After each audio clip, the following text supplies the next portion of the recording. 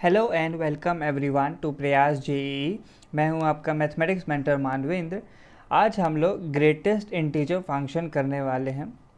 तो शुरू करते हैं greatest integer function.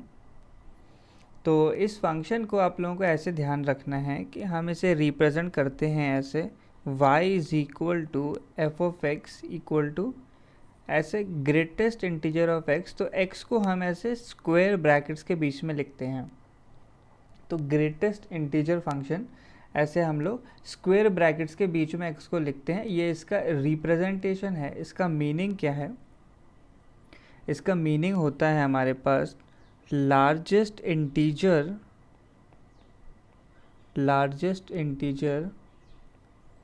which does not exceed x। ठीक है, एक ऐसा आंसर आता है जो एक इंटीग्रल वैल्यू होगी बट वो x से बड़ी नहीं होनी चाहिए। तो हम एग्जाम्पल्स देखते हैं कुछ।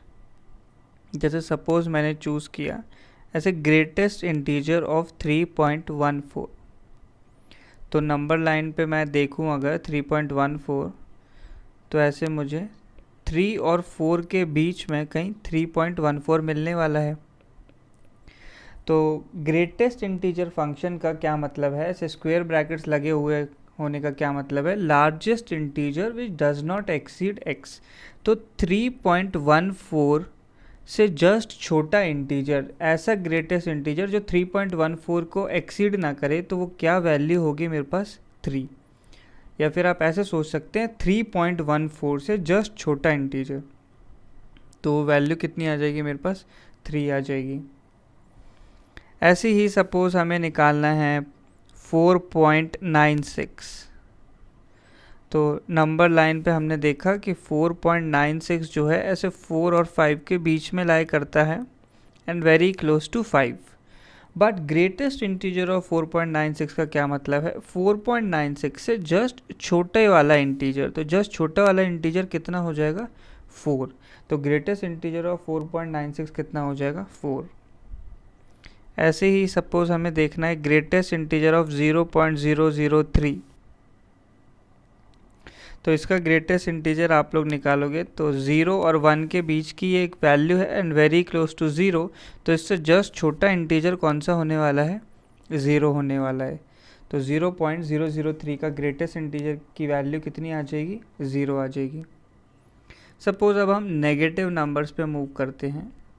तो -3.14 का ग्रेटेस्ट इंटीजर निकालना है। तो देखो ये वैल्यू जो है हमें ढूंढनी होगी किस किस के बीच में लाई करेगी। ये -4 और -3 के बीच में होने वाली है। तो कुछ ये लोकेशन होगी इस वैल्यू की। तो इससे जस्ट छोटा इंटीजर आप देखोगे तो इसके लेफ्ट में अब कौन सी वैल्यू है? -4। तो अब आंसर -3 नहीं आया, कितना आ गया? -4 आ गया। ऐसे ही आप देखोगे ग्रेटेस्ट इंटीजर ऑफ सपोज -4.96 ही मैं देख लेता हूँ। तो इसको नंबर लाइन पे आप प्लॉट करोगे तो -4.96 से जस्ट छोटा इंटीजर हमें कौन सा मिलेगा? वो वैल्यू मिलेगी -5। तो नेगेटिव में ध्यान रखना है किस तरीके से वैल्यूज आती हैं। अच्छा, अब अगर ग्रेटेस्ट इंटीजर किसी इंटीजर का ही अगर मैं निकालूँ तो ग्रेटेस्ट इंटीजर ऑफ 2 सपोज मुझसे पूछा है, तो ग्रेटेस्ट इंटीजर ऑफ 2 सिंपली क्या हो जाएगा? 2। तो largest integer which does not exceed x बोला गया है, तो उसके इक्वल हो सकता है। इसलिए किसी भी इंटीजर का ग्रेटेस्ट इंटीजर सिंपली वही वैल्यू आ जाती है। ऐसे ग्रेटेस्ट इंटीजर ऑफ 0 पूछना है तो वो क्या आ जाएगा? 0 आ जाएगा। तो हमने काफ़ी नंबर्स के लिए देख लिया, पॉजिटिव नेगेटिव इंटीजर्स के लिए देख लिया। सपोज नेगेटिव इंटीजर है तो भी कोई फ़र्क नहीं पड़ेगा, -2 का ग्रेटेस्ट इंटीजर डायरेक्टली क्या आ जाएगा? -2 आ जाएगा। तो बस वैल्यू एक्सीड नहीं करनी चाहिए, उसके इक्वल पॉसिबल है। तो इस तरीके से हम इसकी वैल्यूज़ निकालते हैं। तो अब हम लोग इसका ग्राफ बनाने की कोशिश करेंगे। तो देखो ग्राफ बनाने के लिए मैं कुछ इंटरवल्स यहाँ पे बना रहा हूँ।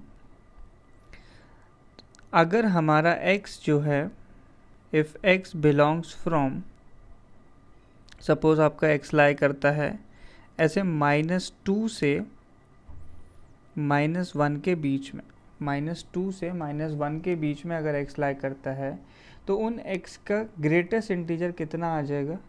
ग्रेटेस्ट इंटीजर ऑफ x की वैल्यू इस केस में आ जाती है -2। -2 से -1 के बीच में कोई भी ग्रेटेस्ट इंटीजर अगर मुझे सोचना है तो इस तरीके से आएगी कोई वैल्यू -2 -1।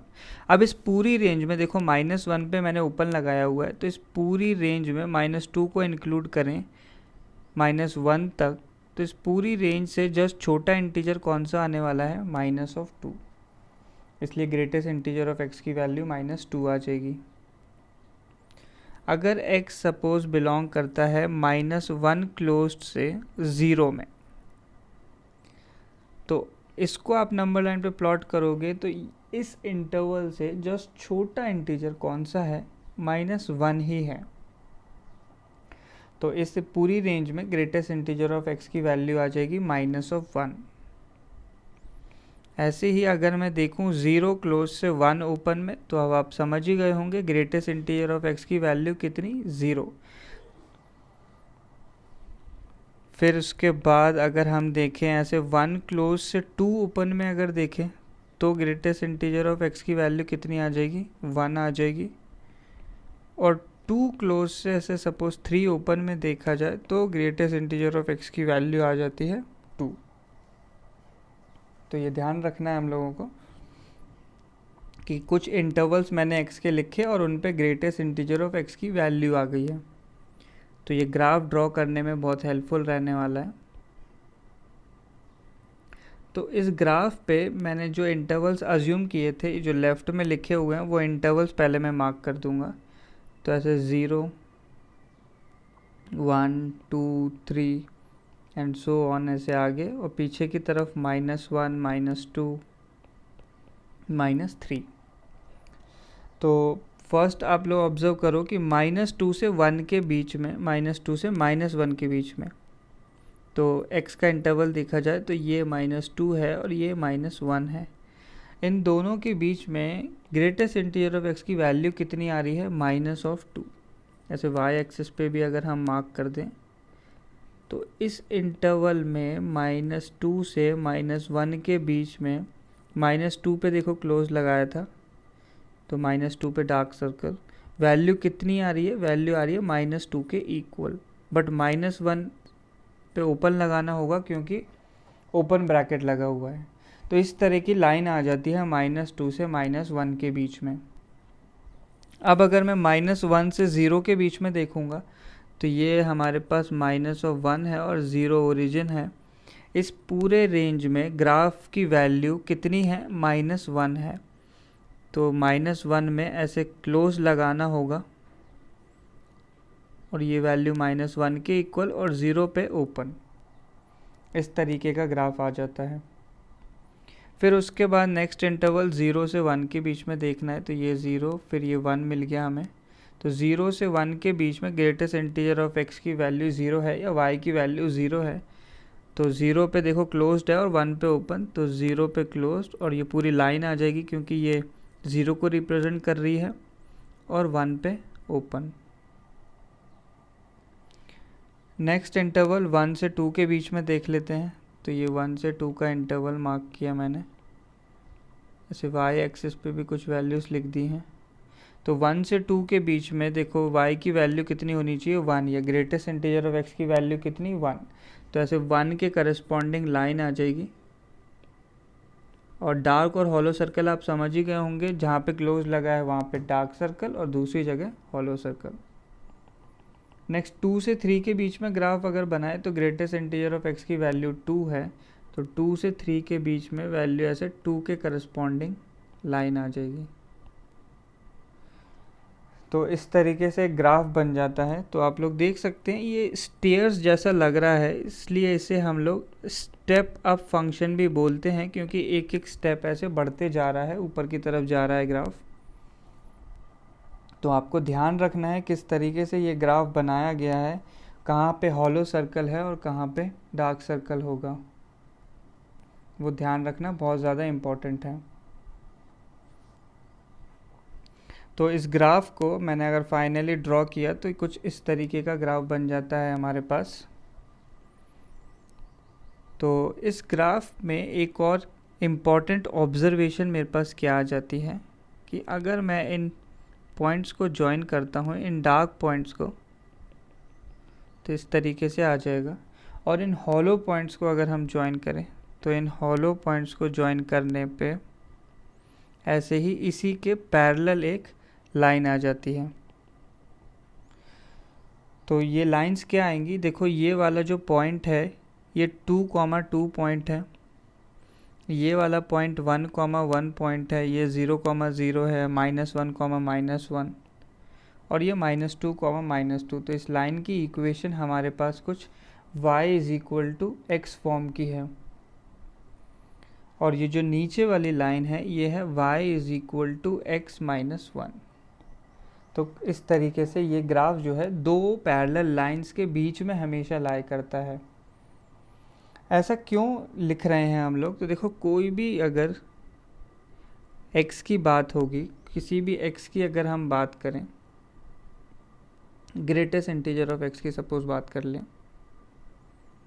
तो इससे जस्ट अगर ग्रेटेस्ट इंटीजर ऑफ x कोई भी एक वैल्यू है तो वो किसके बीच में लाई करने वाली है, दो इंटरवल्स के बीच में लाई करेगी। देखो किस तरीके से हमने यहाँ पे लिखा कि अगर ग्रेटेस्ट इंटीजर ऑफ x की वैल्यू अगर 0 है सपोज, इससे मैं क्या इम्प्लाई कर सकता हूँ कि x जो है, x की वैल्यू क्या होने वाली है, वो ऐसे 0 क्लोज्ड से 1 ओपन, क्योंकि 1 पे अगर क्लोज लगा दिया तो क्या दिक्कत हो जाएगी, उसका ग्रेटेस्ट इंटीजर 1 बन जाएगा।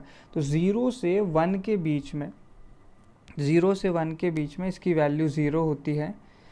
तो ये 0 के करस्पॉन्डिंग एक 0 मिल गया और उससे एक ज़्यादा, तो इसलिए ये y = x और y = x - 1 के बीच में लाई करता है। ऐसे ही greatest integer of x = suppose 4 आ जाता है। इसका क्या मतलब होगा, x जो है ऐसे 4 क्लोज से 5 ओपन में लाई करने लगेगा, 4 क्लोज से 5 ओपन में लाई करेगा। तो बस इस तरीके से हम लोग सॉल्व करते हैं। तो ग्राफ आपको अच्छे से ध्यान रखना है किस तरीके से आता है, स्टेप अप फंक्शन है, धीरे धीरे ऊपर बढ़ते हुए जाता है। नेक्स्ट अब हम लोग पढ़ने वाले हैं properties of greatest integer function. तो काफ़ी सारी प्रॉपर्टीज़ हैं इसकी। फर्स्ट प्रॉपर्टी तो आप लोग देख ही सकते हैं कि सबसे पहले मैं मेंशन करने वाला हूँ फंक्शन की डोमेन। तो domain of greatest integer of x क्या है हमारे पास, ऑल रियल। अब देखो ग्राफ जो है पूरी x एक्सिस पे लाई करता है, तो x की कोई भी वैल्यू रखो उसका कुछ ना कुछ ग्रेटेस्ट इंटीजर ज़रूर आएगा। तो domain of greatest integer of x is all real. Range की हम लोग बात करें तो range of greatest integer of x क्या आ जाएगी, ओनली इंटीजर्स। तो ये ग्रेटेस्ट इंटीजर फंक्शन है तो ये आंसर में केवल इंटीजर ही देता है। Next second property, greatest integer of x, तो ये एक इंटीग्रल वैल्यू है। इस इंटीग्रल वैल्यू पे सपोज मैं एक ग्रेटेस्ट इंटीजर और लगा देता हूँ, तो देखो इंटीजर के ऊपर ग्रेटेस्ट इंटीजर लगाने का कोई मतलब नहीं है, ये simply greatest integer of x की तरह ही बिहेव करेगा। जैसे अगर मैं 3 के ऊपर ग्रेटेस्ट इंटीजर अगर लगा देता हूँ तो वो वैल्यू सिंपली 3 ही होने वाली है, इंटीजर पे ग्रेटेस्ट इंटीजर का कोई मीनिंग नहीं है। तो ये जो अंदर वाला बॉक्स लगा हुआ है ये एक इंटीजर को रिप्रेजेंट कर रहा है, तो इसका answer simply greatest integer of x ही आ जाएगा। अच्छा ऐसे ही अगर क्वेश्चन पूछा जाए ऐसे 3.14 ग्रेटेस्ट इंटीजर और एक बाहर ग्रेटेस्ट इंटीजर भी लगा दिया जाए, तो आप लोग देखो ये अंदर वाली क्वांटिटी सिंप्लीफाई होकर क्या बनेगी, 3 बनेगी। 3.14 का ग्रेटेस्ट इंटीजर इस 3 और उस पर भी एक ग्रेटेस्ट इंटीजर लगा हुआ है, तो ये वैल्यू कितनी आ जाएगी, 3 आ जाएगी। नेक्स्ट प्रॉपर्टी नंबर 3, तो greatest integer of x plus अगर हम कोई वैल्यू m कर दें, कोई value m such that m belongs to integer, m जो है एक इंटीग्रल वैल्यू है, तो इसको हम लोग लिख पाएंगे greatest integer of x plus m। ठीक है, अंदर एक इंटीजर लिखने का कोई हमें फ़र्क नहीं पड़ेगा, उसे डायरेक्टली हम लोग बाहर निकाल सकते हैं। फॉर एग्जांपल अगर मैं लिखूं, सपोज मैंने लिखा 2.14। 2.14 का ग्रेटेस्ट इंटीजर कितना होता है? 2 होता है हमारे पास। अच्छा, इसी 2.14 को अगर मैं लिख दूं सपोज 0.14 प्लस 2, तो इस प्रॉपर्टी के हिसाब से मैं बोल रहा हूँ कि इस 2 को हम लोग बाहर निकाल सकते हैं। तो इस 2 को बाहर निकाला तो ये बनेगा 0.14 प्लस 2, और 0.14 का ग्रेटेस्ट इंटीजर कितना? 0, और 0 प्लस 2 वैल्यू 2 ही आ जाती है। तो देखो ये दोनों वैल्यू सेम आ गई हैं, यानी हमारी प्रॉपर्टी बिल्कुल वैलिड है। एक एग्जाम्पल से और कर लेते हैं। सपोज ग्रेटेस्ट इंटीजर ऑफ 3.14 है, तो इसकी वैल्यू कितनी आती है? 3। तो इसे मैं लिख सकता हूँ ऐसे 1 प्लस 2.14। ठीक है, अकॉर्डिंग टू दिस प्रॉपर्टी मैं बोल रहा हूँ कि 1 एक इंटीजर है, तो ये डायरेक्टली बाहर आ जाएगा। तो इसे हम लिख पाएंगे 2.14 का ग्रेटेस्ट इंटीजर प्लस ऑफ 1। अब ये 2.14 का ग्रेटेस्ट इंटीजर क्या वैल्यू बन जाता है? 2 बन जाता है, प्लस 1 आ जाएगा। तो ये वैल्यू भी आप लोग देखो 3 आ जाती है, यानी ये प्रॉपर्टी बिल्कुल इंपॉर्टेंट है। अगर आपको ग्रेटेस्ट इंटीजर के अंदर एक इंटीग्रल वैल्यू दिख गई तो उसे डायरेक्टली हम बाहर ले सकते हैं। तो क्वेश्चन है हमारे पास, सॉल्व द फॉलोइंग इक्वेशंस। तो greatest integer of x plus 4 दिया है, इसको हम लोग क्या लिख सकते हैं? देखो 4 एक इंटीग्रल वैल्यू है तो डायरेक्टली बाहर आ जाएगा। तो greatest integer of x plus 4 बन जाएगा, plus 2 times greatest integer x is equal to 10। तो ये वैल्यू बन गई 3 times greatest integer of x is equal to 6, या फिर हम बोल सकते हैं ग्रेटेस्ट इंटीजर ऑफ x की वैल्यू कितनी आ गई है? 2। जब यहाँ से हमें अब x की वैल्यू निकालनी है, तो x कहाँ से कहाँ लाई करेगा? x जो है 2 क्लोज से 3 ओपन में लाई करेगा। आप लोग नंबर लाइन पे भी देखो, ऐसे 2 और 3 के बीच में अगर कोई भी नंबर है तो उसका ग्रेटेस्ट इंटीजर क्या आ जाएगा? सिंपली 2 आ जाएगा। बट 3 पे मैंने क्लोज नहीं लगाना है, क्योंकि 3 का ग्रेटेस्ट इंटीजर 3 ही होगा। तो ये वैल्यू कुछ इस तरीके से आ जाती है।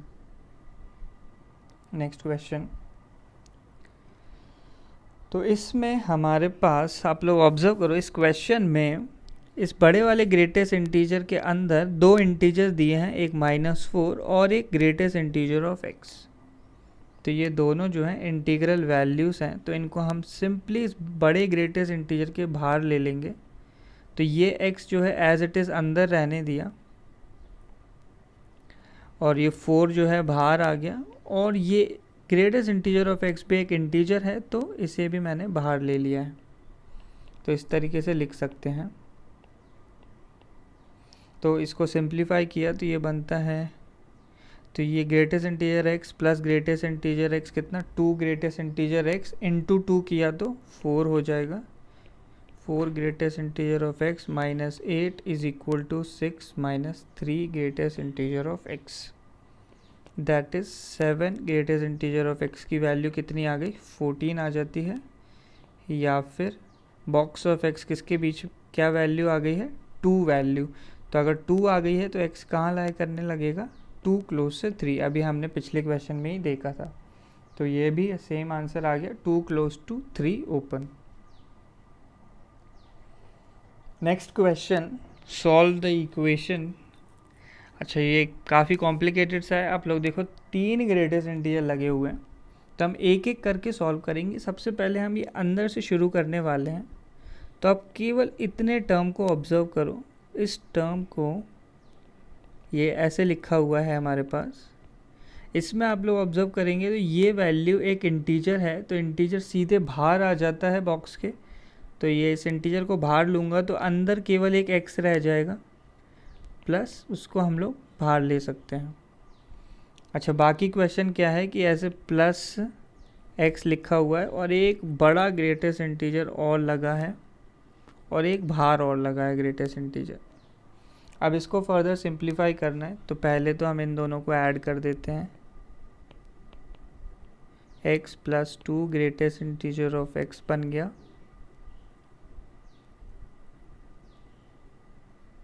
और एक से ग्रेटेस्ट इंटीजर पीछे की तरफ लगे हुए हैं।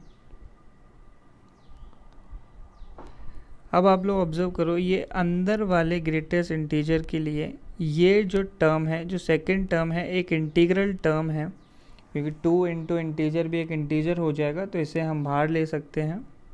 तो ऐसे greatest integer of x plus 2 times greatest integer of x और फिर एक बड़ा ग्रेटेस्ट इंटीजर लगा है इज इक्वल टू 12, या फिर 3 ग्रेटेस्ट इंटीजर ऑफ एक्स पे whole greatest integer is equal to 12। तो ये अंदर वाली क्वांटिटी एक इंटीग्रल वैल्यू है, एक इंटीग्रल वैल्यू पे ग्रेटेस्ट इंटीजर का कोई मतलब नहीं है, तो इसे सिंपली हम लिख सकते हैं 3 greatest integer of x is equal to 12, या ग्रेटेस्ट इंटीजर एक्स की वैल्यू आ जाती है 4। तो यहाँ से एक्स क्या बोल सकते हैं हम लोग, जैसे 4 क्लोज से 5 ओपन। इस पूरी रेंज में, एक्स की इस रेंज में ग्रेटेस्ट इंटीजर एक्स की वैल्यू जो है सॉल्व करने पे 4 बन जाती है हमारे पास। नेक्स्ट अब कुछ और प्रॉपर्टीज़ हैं हमारे पास, तो 3 प्रॉपर्टीज़ हम लोग कर चुके हैं। 4th प्रॉपर्टी आ जाती है, अगर मुझे दिया है greatest integer of x greater than n, where n belongs to some integer. जैसे एग्जाम्पल के लिए अगर हम कंसीडर करें, तो सपोज क्वेश्चन दिया है ग्रेटेस्ट इंटीजर ऑफ एक्स ऐसे 4 से बड़ा है, तो ग्रेटेस्ट इंटीजर ऑफ एक्स ऐसे अगर 4 से बड़ा है, सपोज इसे मुझे सॉल्व करना है, तो x कहाँ से कहाँ लाई करेगा। देखो ग्रेटेस्ट इंटीजर ऑफ एक्स 4 से बड़ा है, यानी वो क्या हो सकता है कि ग्रेटेस्ट इंटीजर ऑफ एक्स की वैल्यू आ जाएंगी कुछ 5, 6, 7 एंड सो ऑन। तो हमें ऐसा x सेलेक्ट करना है कि जिसका ग्रेटेस्ट इंटीजर मिनिमम पॉसिबल 5 हो, तो वो 5 से शुरू होने लगेगा। 5 के आगे आप कोई भी नंबर ले लो, उसका ग्रेटेस्ट इंटीजर 4 से बड़ा ही होगा, क्योंकि 5 क्लोज्ड पे देखो वैल्यू ग्रेटेस्ट इंटीजर की 5 हो जाएगी, तो आगे डेफिनेटली वो उससे बड़ा ही आएगा। नेक्स्ट प्रॉपर्टी पे आप मूव करते हैं, प्रॉपर्टी नंबर 5। तो इस प्रॉपर्टी को, अच्छा 4th का अगर मैं सॉल्यूशन लिखूं, ग्रेटेस्ट इंटीजर ऑफ एक्स अगर ग्रेटर देन n है, यहाँ से मैं क्या बोल सकता हूँ, x बिलोंग्स फ्रॉम, x कहाँ से कहाँ आ जाएगा, ऐसे n+1 से लेके इन्फिनिटी, एक आगे से शुरू करना होगा। नेक्स्ट 5th पार्ट, अगर हमें दिया है greatest integer of x greater than equal to n, फिर से वही है n बिलोंग्स टू इंटीजर, तो हम लोग कैसे सॉल्व करेंगे। सपोज पिछले वाले क्वेश्चन में ही मैं इक्वल लगा दूं greatest integer of x greater than equal to 4, तो अब ग्रेटेस्ट इंटीजर x की वैल्यूज़ क्या क्या पॉसिबल हैं, 4, 5, 6 एंड सो ऑन। तो अब ऐसा x सेलेक्ट करना है जिसका ग्रेटेस्ट इंटीजर मिनिमम 4 हो, तो मिनिमम 4 चाहिए वैल्यू, तो हम लोग 4 से ही शुरू करेंगे, तो 4 से लेके इन्फिनिटी आ जाएगा। और हम लोग क्वेश्चन को सॉल्व करें तो x यहाँ से हमारे पास बनता है x बिलोंग्स फ्रॉम ऐसे n close to infinity, n पे ही क्लोज लग जाएगा डायरेक्टली। नेक्स्ट प्रॉपर्टी नंबर 6, जब ग्रेटेस्ट इंटीजर ऑफ x ऐसे लेस देन n दिया है, पिछला एग्जाम्पल जैसे ही करते हैं बिल्कुल, ग्रेटेस्ट इंटीजर ऑफ x जब लेस देन 4 दिया हुआ है, यानी क्या कैसे आंसर्स चलेंगे हमें, ऐसे ग्रेटेस्ट इंटीजर ऑफ x की वैल्यू ऐसे हमें 3 चलेगी, या फिर उससे छोटी 2, 1, 0, ऐसे पीछे की तरफ कुछ भी छोटी वैल्यू हो सकती है, बट मैक्सिमम पॉसिबल वैल्यू 3 हो जाए। तो हम एक ऐसा x का इंटरवल सेलेक्ट करेंगे जिसका मैक्सिमम ग्रेटेस्ट पॉसिबल इंटीजर जो है 3 हो हमारे पास, इस तरीके से हमें सेलेक्ट करना है। तो आंसर आ जाएगा -इन्फिनिटी से ऐसे 4 पे ओपन लगा दें, तो 4 पे ओपन का मतलब है 4 क्लोज्ड नहीं है, 4 पे वैल्यू 4 को हमें इंक्लूड नहीं करना है, तो 4 से जस्ट छोटी वैल्यू का ग्रेटेस्ट इंटीजर जो है 3 ही होगा। तो अगर इसका जनरल सॉल्यूशन देखेंगे तो क्या आ जाएगा, x बिलोंग्स फ्रॉम -इन्फिनिटी से n ओपन, ओपन का ज़रूर ध्यान रखना है। नेक्स्ट प्रॉपर्टी नंबर 7, तो वो है ग्रेटेस्ट इंटीजर ऑफ एक्स जब less than equal to n हो जाए, या आप क्वेश्चन के थ्रू करें तो greatest integer of x less than equal to 4 हमें सॉल्व करना है। यानी अब ग्रेटेस्ट इंटीजर की पॉसिबल वैल्यूज़ क्या हैं, ऐसे 0, 1, 2, 3 और 4 भी अब अलाउड है। तो ऐसा एक्स का इंटरवल सेलेक्ट करना है जिसके ग्रेटेस्ट इंटीजर मैक्सिमम पॉसिबल कितना हो जाए, 4 हो जाए।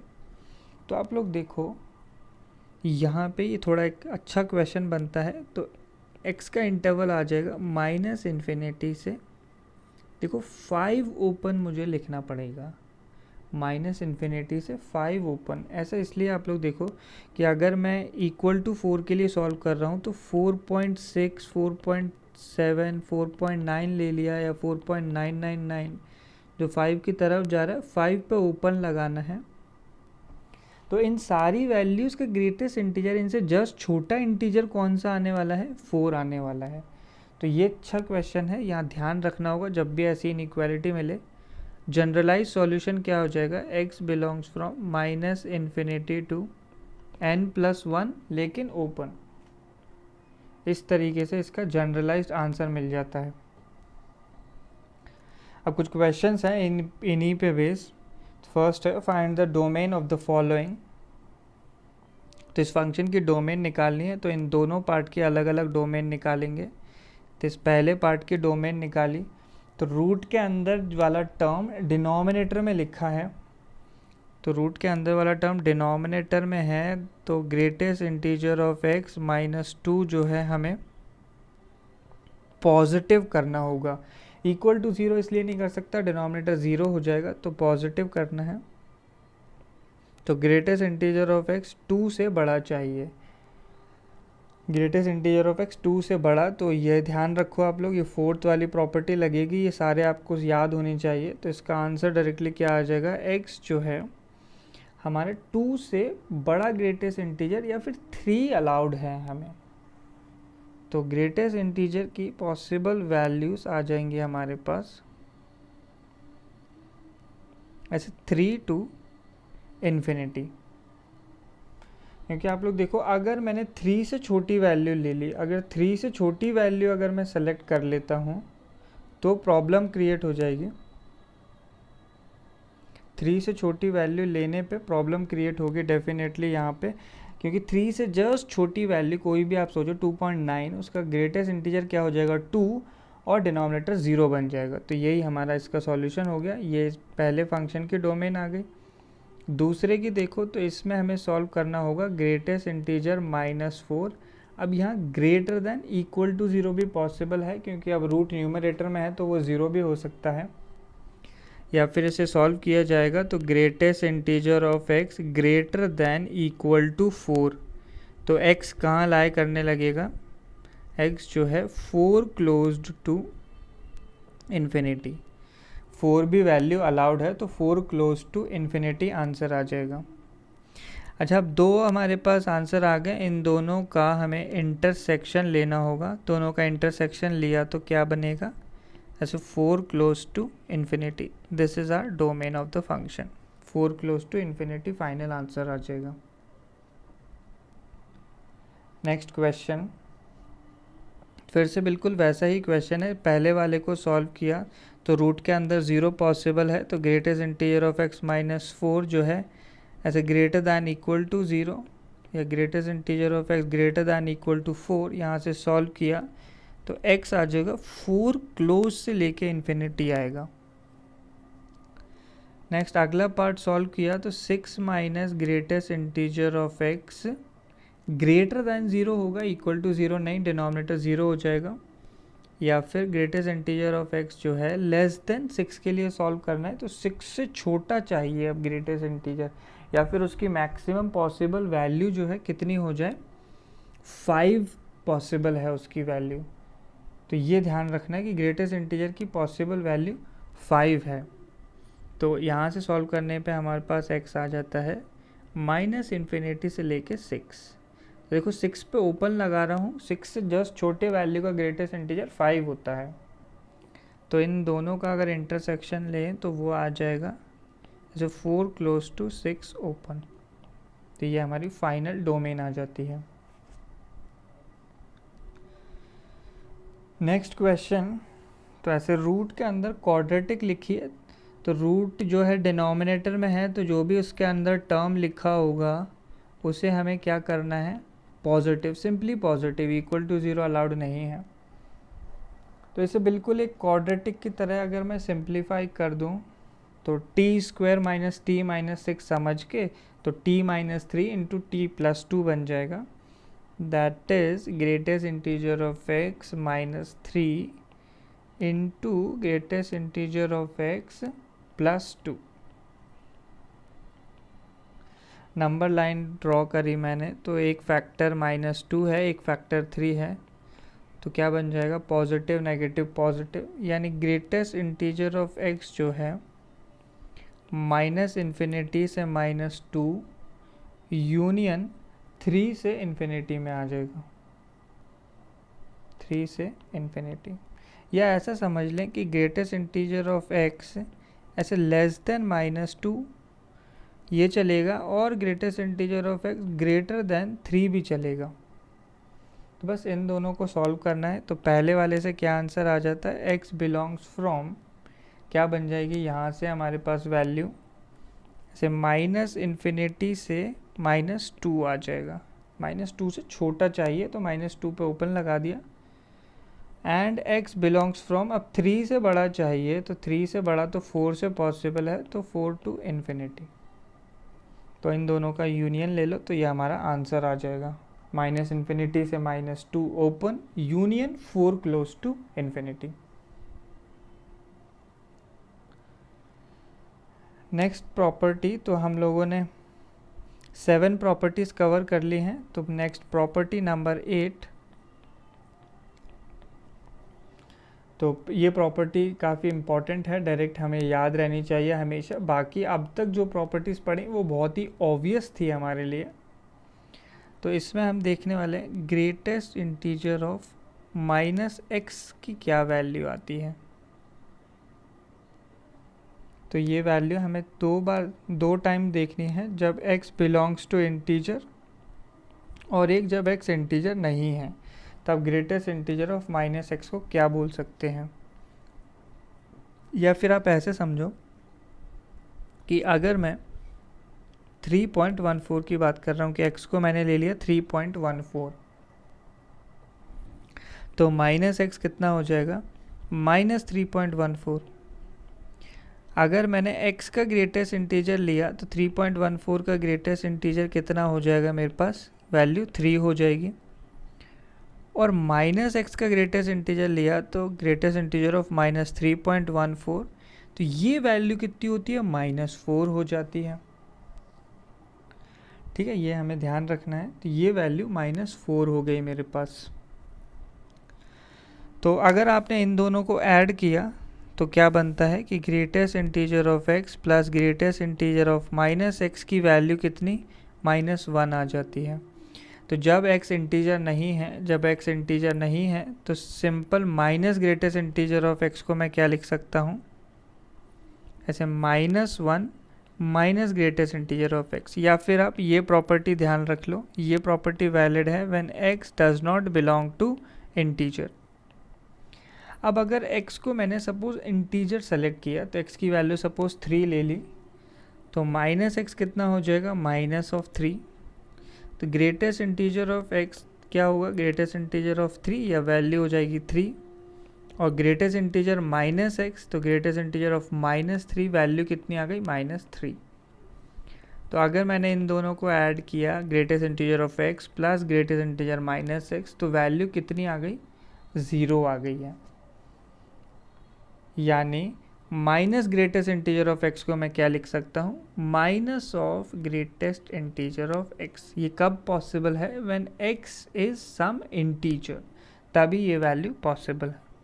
तो अब ये दोनों रिजल्ट ध्यान रखें, when x is not integer तो greatest integer x plus greatest integer of -x का सम जो है -1 आएगा, और जब x इंटीजर होता है, जब भी x इंटीजर होगा तो उन दोनों का सम जो है 0 बनने वाला है। तो क्वेश्चन है हमारे पास find the domain and range, range भी पूछी हुई है।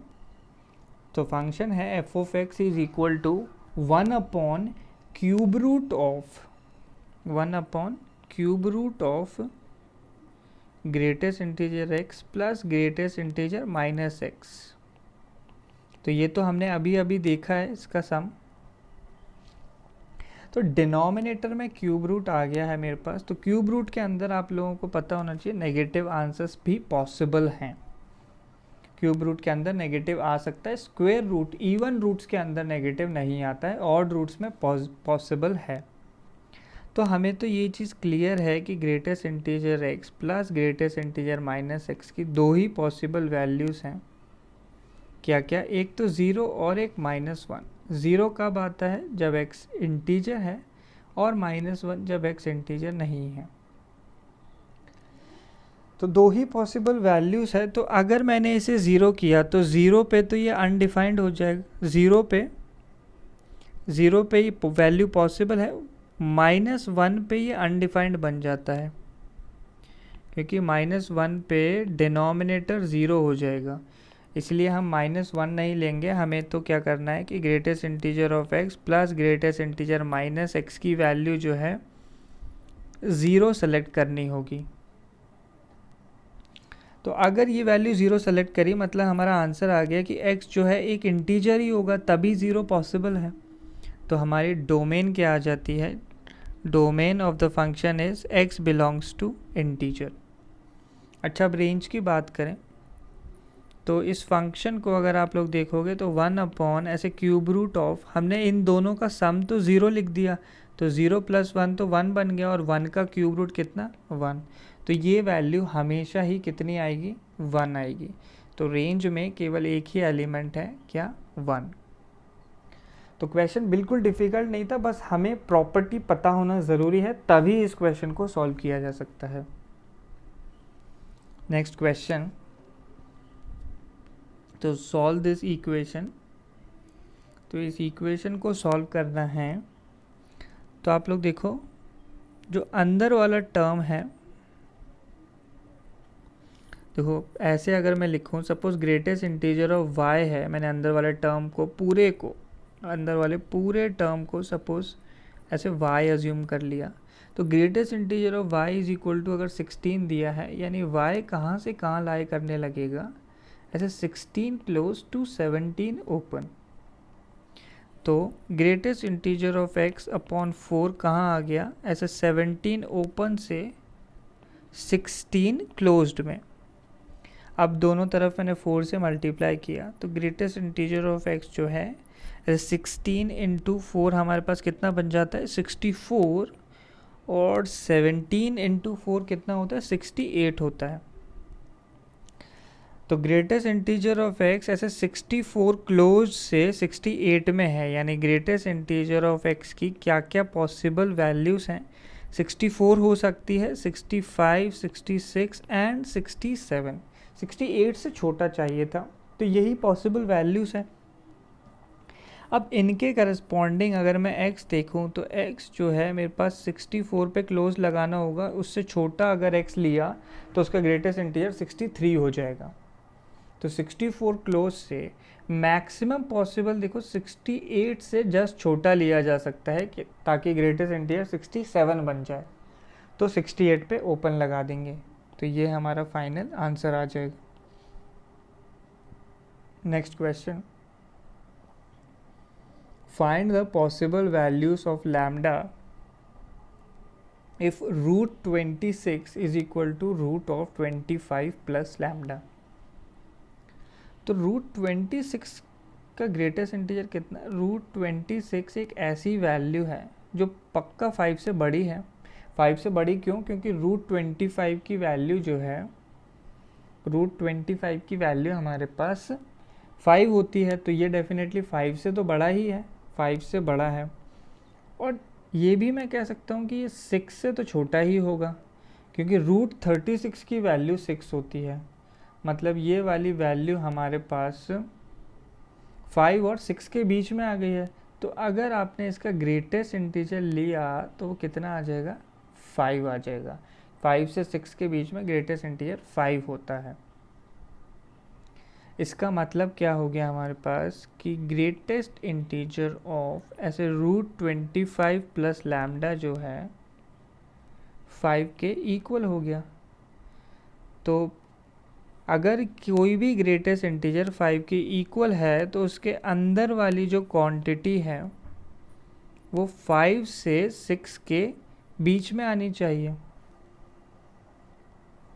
5 से 6 के बीच में आनी चाहिए हमारे पास। अच्छा, तो अब इसमें भी एक ऑब्ज़र्व करने वाली चीज़ है कि ये इसमें प्लस लैम्डा लगा हुआ है। अगर सपोज़ मैं क्वेश्चन में लिख दूं लैम्डा बिलोंग्स टू नेचुरल, उसके लिए हमें सॉल्व करना है नेचुरल नंबर्स के लिए, यानी लैम्डा 0 नहीं हो सकता, इसलिए मैंने 5 से बड़ी वैल्यू सेलेक्ट करी है। 5 पे इक्वल नहीं लगाया मैंने। वैसे अगर लैम्डा नेचुरल नहीं होता तो इक्वल भी पॉसिबल था। तो अगर क्वेश्चन पे आप लोग चेंज कर लो कि लैम्डा जो है हमें नेचुरल में ही फाइंड करना है, तो नेचुरल में फाइंड करना है तो 5 पे ओपन लगेगा, तो √25 plus lambda greater than 5 and less than 6 आ जाएगी वैल्यू। अच्छा, इसको फर्दर और सिंप्लीफाई किया जाए तो अगर स्क्वेयरिंग करी मैंने दोनों साइड तो 25 प्लस लैम्डा जो है 5 का स्क्वायर हो जाएगा हमारे पास 25 और 6 का स्क्वायर 36। तो लैम्डा कहाँ से कहाँ आ गया, 0 से ऐसे 11 के बीच में। तो 0 से 11 के बीच में है, बट लैम्डा क्या है, नेचुरल नंबर है, यानी लैम्डा की पॉसिबल वैल्यूज़ क्या है 1 2 3 and so on up till 10। तो लैम्डा की ये पॉसिबल वैल्यूज़ आ जाएंगी हमारे पास। Next question, find the value of ऐसे ग्रेटेस्ट इंटीजर 3/4 प्लस 3/4 प्लस 1/100। तो एक सीरीज़ बनी हुई है, इसको फिर से मैं लिखूं तो ऐसे लिख सकते हैं। तो एक ऑब्जर्वेशन है कि डिनोमिनेटर में 100 है, इस 100 को, इस 50 को मैं 100 बना लेता हूं क्योंकि लास्ट में भी 100 दिया है, तो सीरीज़ 100 में होनी चाहिए। तो इसको हमने क्वेश्चन को थोड़ा सा चेंज किया, तो हम ऐसे लिख सकते हैं 1/100 plus greatest integer of 3/4 plus 2/100 लिख दें, 2/100 1/50 ही होता है, and so on up till 3/4 plus 99/100। तो अब देखो सीरीज़ बन गई है। डिनोमिनेटर में जो सेकंड टर्म बन रहा है, जो सेकंड टर्म है हमारे पास, उसका न्यूमरेटर देखो पहले 1 फिर 2 और वो बढ़ते बढ़ते कहाँ तक जा रहा है 99 तक। अच्छा, पहला टर्म 3/4 है, तो 3/4 का ग्रेटेस्ट इंटीजर तो देखो क्या होता है हमारे पास 0। अब इसका अगला ग्रेटेस्ट इंटीजर 1 कब हो जाएगी वैल्यू, 1 मिनिमम पॉसिबल तब होगा जब आप 3/4 में 1/4 ऐड कर देंगे, और 1/4 को अगर बेस 100 में लिखा तो 25/100 लिखना होगा मुझे। तो जब 25/100 मिलेगा तब जाके इन ग्रेटेस्ट इंटीजर्स की वैल्यू 1 होना शुरू होगी। जैसे 1/100 से लेके 3/4 प्लस 24/100 तक लिखा मैंने, plus 3/4 plus 25/100 and so on up till 3/4 plus 99/100। तो देखो 25/100 यानी 1/4, तो 3/4 प्लस 1/4 इसकी वैल्यू 1 आएगी। बाकी इसके पीछे जितने भी टर्म्स हैं वो सारे के सारे क्या होंगे 0 होंगे, क्योंकि उनका ग्रेटेस्ट इंटीजर के अंदर वाली क्वांटिटी 1 से छोटी है। तो अब आप देखो 25 से लेके 99 तक इन सारे ग्रेटेस्ट इंटीजर्स की वैल्यू 100 होने वाली है। तो अगर मैं सिर्फ इतने टर्म्स काउंट कर लूँ कि 25, 26 से लेके 99 तक कितने टर्म्स होते हैं, उतना ही मेरा आंसर आ जाएगा। तो ये वैल्यू कितनी आएगी मेरे पास 99 माइनस 25 प्लस 1 होता है, तो टोटल 75 टर्म्स होंगे, यानी सम भी कितना आ जाएगा हमारे पास 75 आ जाएगा।